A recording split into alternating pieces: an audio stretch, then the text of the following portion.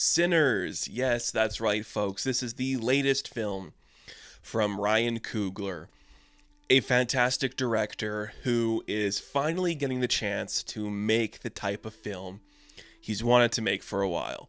I know that's a weird thing to say about a guy who's made some of the most prolific movies of our time, but if you listen to him talk about it, especially for like the press leading up to this movie, a lot of it's been him saying Fruitvale Station was very personal, it was intimate, about experiences that he's went through and people that he's known have went through. Then he was kind of put into some IP sandboxes doing Creed and the Black Panther films.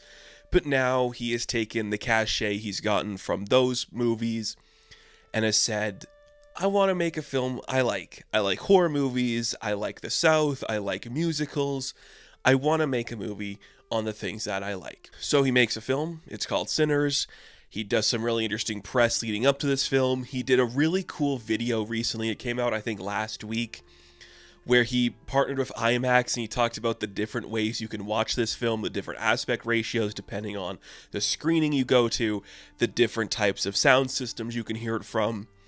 That's really cool. That is a film nerd talking to the audience directly saying, here's the best way to watch the movie I'm making. It's really cool when you can do that.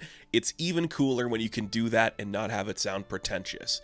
And Coogler, standing in front of a whiteboard, drawing on a screen, showing you, here's this type of film, here's how this is going to look.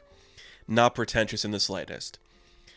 If you can, this is a movie you should try to see in IMAX. I know it's really hard because not every place has an IMAX screen, but it was filmed in IMAX. This is the only film releasing this year where the entirety of the film is shot with IMAX cameras.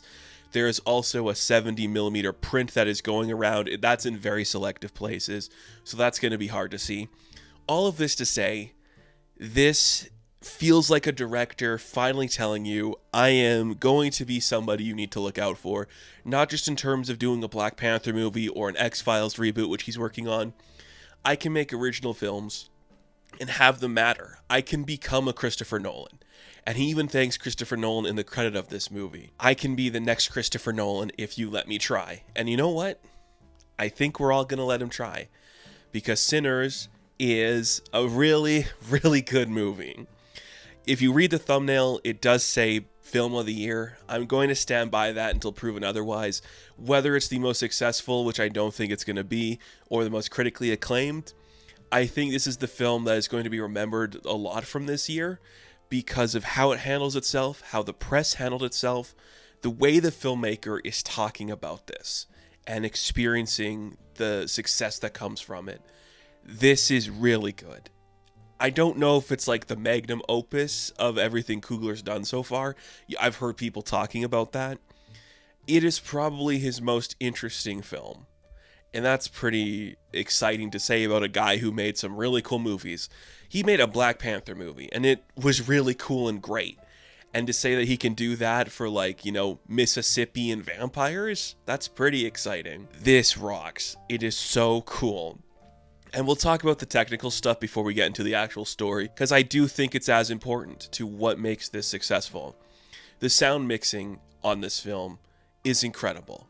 It is so visceral. It is so in your face. It is not holding anything back. It sounds fantastic. And I think a lot of that has to do with the amazing score that is played throughout this thing. Ludwig Göransson, who has worked with Coogler before, it's so frustrating with him because he is just a young guy making some of the best scores of the modern era.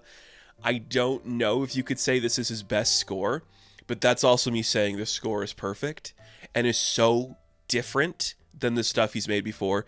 This film takes place in the Deep South, in the Jim Crow era, where blues music is taking off. You have a young white guy from Europe scoring this thing, and somehow he captures that intensity and that flavor of music very perfectly. I'm sure he had a lot of collaboration, but you're just shocked to see, like, this is the guy that's doing it? Okay. And he's gonna nail it? Okay. And he does.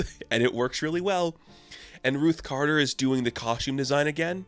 Oh man, the costumes are fantastic. Like, the production is next level. The stuff we are building, the locations we are shooting in are incredible.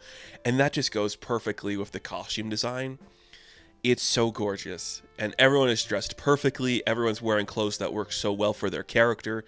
I love everything we're seeing here. I think it's also really telling that when I'm talking about this film, I'm mentioning the people that Coogler is collaborating with. That's a really good sign that you are making something that people are thinking about and talking about and are enjoying. A technical level, it's unbelievable. The cinematography is breathtaking. We do shoot this thing on film, so the colors are going to look more stark. They're going to look sharper. They're going to look great. We film a lot in the dark because it is a little bit of a scary movie, and it just pops, man. Like, the colors just work so well. And when you play that with a beautiful score and just perfect costuming and some of the best acting you've seen from some of these people, my goodness, you are getting something incredible. This movie is set in the 30s. It is set in Mississippi, and we are following Michael B. Jordan playing the dual leading roles as Smoke and Stack. They are twin brothers who are returning home from being in Chicago. It's kind of set up that maybe they were running with Al Capone for a bit. I don't think that's too much of a spoiler. And now they are coming home to set up a juke club. They want to set up a club. And what they're doing is going around getting everybody that they know who can help them get this established. It is a classic structured movie. The first part is the setup. The second part is the interactions and the leading incident. The third part is just how we're going to end the story. Classic stuff that does not shy away from being classic stuff. That's one of the most important things about this movie as well, is just how aware it is of what it's doing. We're not trying to break the formula. We're not trying to change anything. We're just doing perfect homages to stuff that can have perfect homages. This movie is aware it's not perfect. Some of the pacing goes for a little bit too long. Some of the lines of dialogue aren't necessarily great. Sometimes it falls into the traps of the genre and the action doesn't look perfect, but that's all in service of what we're doing here. It is not trying to be perfect. It is trying to be creepy and eerie and beautiful, and not going for this is high art, because it's not trying to do that, which is important to understand with this film. It is very close to a Carpenter film in terms of how it's setting itself up. The first act, here's our characters, and then let's see what they're going to go through as the story goes on. Michael B. Jordan, dual roles. It's hard to say this is the best performance of his career because he's played some really iconic roles. And I don't know if this is him announcing himself on another level of talent, but sometimes it's just really good to be reminded he is a talented actor who is capable of doing a lot of great stuff. He does some really cool stuff in here that blows me away. There's one sequence in particular, I don't want to spoil too much about it, but their cousin plays a main role, the actor that's playing their cousin. He's Preacher Boy. It's Miles Catton. We'll get to him in a minute here. But he starts playing his instrument for the first time around one of the twins, and the facial expression that you see on Jordan is just really good. He is really good at doing facial expressions, which is, I guess, not something he's done a lot. It's been more physical or commanding, with your whole body. But he's getting a chance to do two different types of roles here. Someone who's more in control and aware of the situation on a financial level, and someone who's a little more horny. This is a very horny movie. It's a very sexual movie. There is sex happening on screen. It is shot beautifully, gorgeously lit. It looks fantastic. Every main character is kissing in some steamy, sweaty, drooly way. You just love to see it. Movies don't do that a lot anymore. To take your big blank check movie and be let's have Michael B. Jordan make out with some really hot ladies for a bit. It's exciting. It's really cool. I'm glad that happened. Michael B. Jordan is fantastic. He plays a guy who wears blue and a guy that wears red, and it just works perfectly. And then we do have Miles Catton coming in here. I think this is his first role, if I'm not mistaken. He is kind of a musician. I think he was a backup singer for somebody. What a way to announce yourself as an actor. It is so important. He's kind of the audience surrogate character who just walks in, sings some cool songs, is one of the few people we follow in a very high capacity. It's amazing. It is amazing what he does. It's amazing how he can hold his own with some of these guys. I love it to no end. He gets one big sequence towards the middle, and it's probably the scene of the movie that people are going to be talking about forever, where he gets to play his song. I'm not going to spoil that scene. I will just say this about this very crucial scene that is shot with IMAX cameras, that is shot on film, that is one continuous take. It gave me chills, because I'm like, this is amazing. It could be kind of strange if maybe it's not what you're thinking, because it kind of goes against the vibe we're doing for the film in some aspects. But that sequence, kind of about music and what music means to this group of people, it is truly amazing. There is nothing else like it. I don't know if we'll see anything like it again. It worked for me perfectly. That whole sequence just worked perfectly. And Miles was a huge part of that. Fantastic. Delroy Lindo, a guy I love. Every time he comes up, I love him. Da 5 Bloods is so good, and he was so good in that. In this era of his career now, where he's picking these really interesting projects from black directors, it's so good. He just plays like a drunk blues singer, man. And he nails it so well. He nails it so well. I really like it. But another big part of this movie is the female cast, which you just love to see fully realized, fleshed out characters.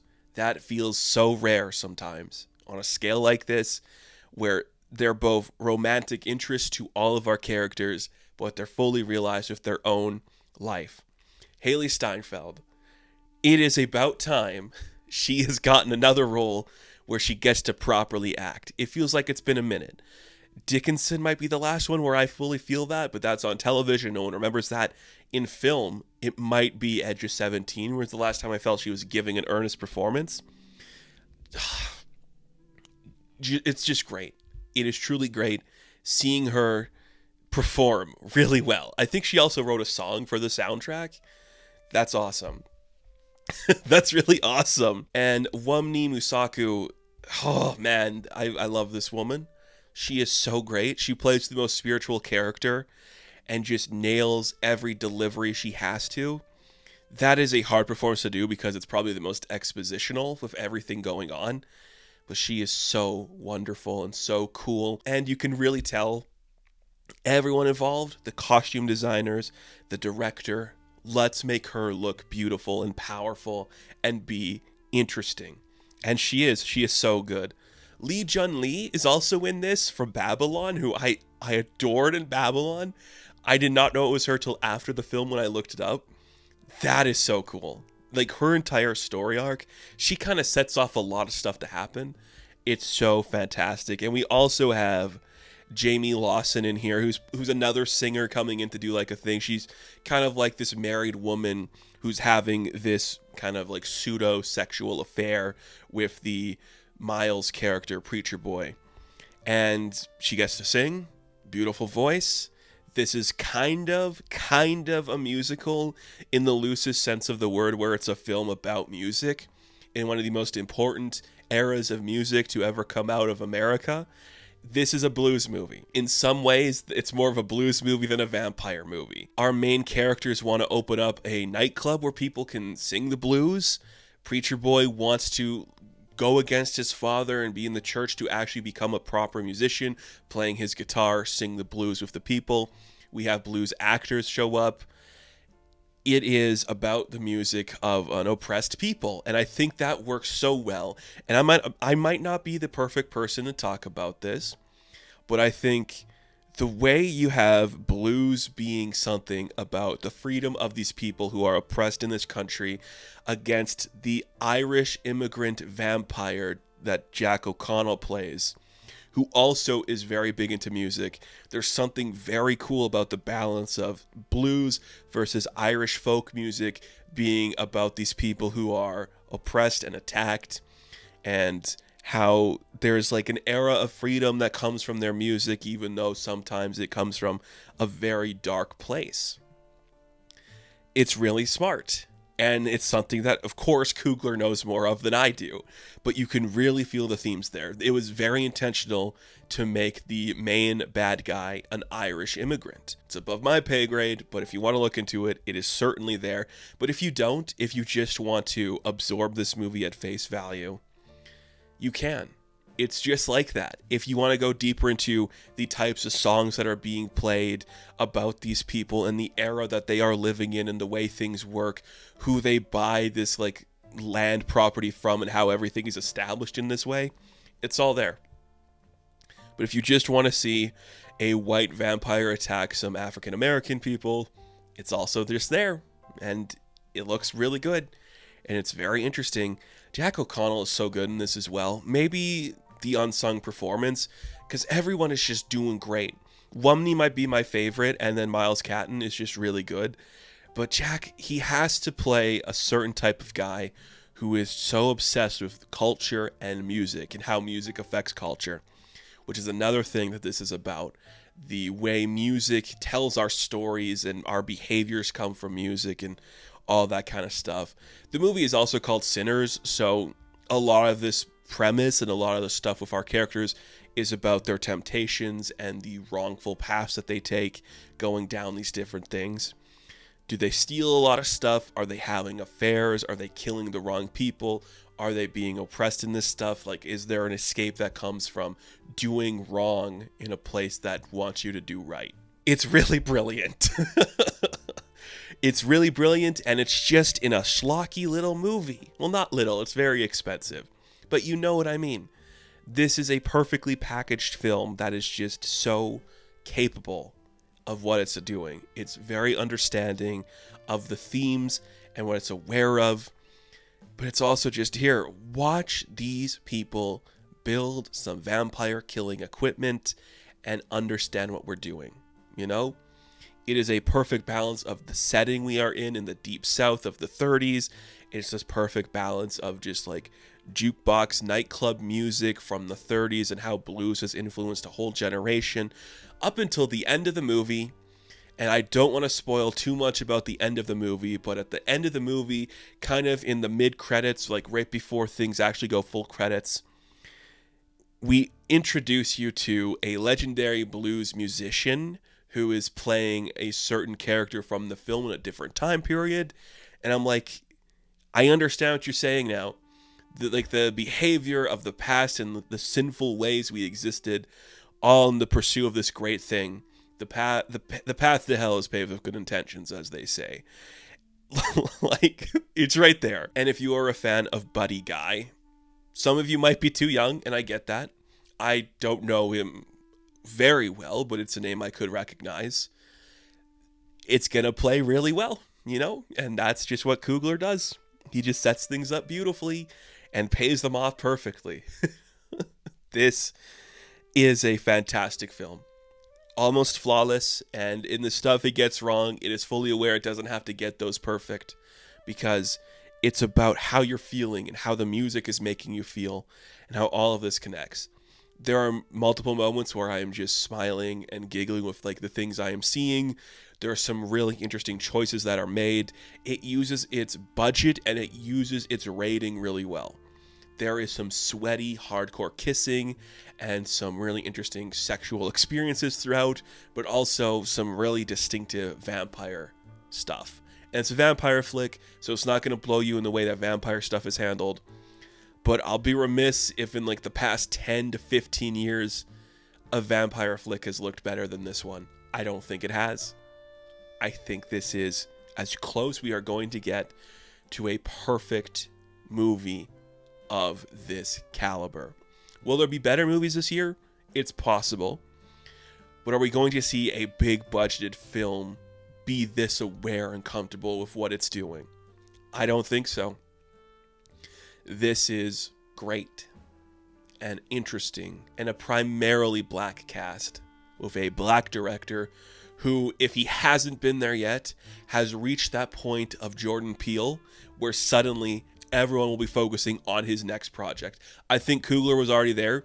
When you get trapped doing the Marvel stuff for a while, it can kind of push you away. But now that Sinners is a hit, it is the first movie to dethrone Minecraft, we are going to see Coogler get different stuff made, and that's going to be amazing to see. Incredible. So, Sinners, I am going to give a 9 out of 10. Now, thank you all for watching this review. Be sure to like and subscribe to the channel. As always, you can check me out on Instagram, TikTok, and Twitter. And of course, I will catch you in the next one. Have fun. Stay safe. Good luck.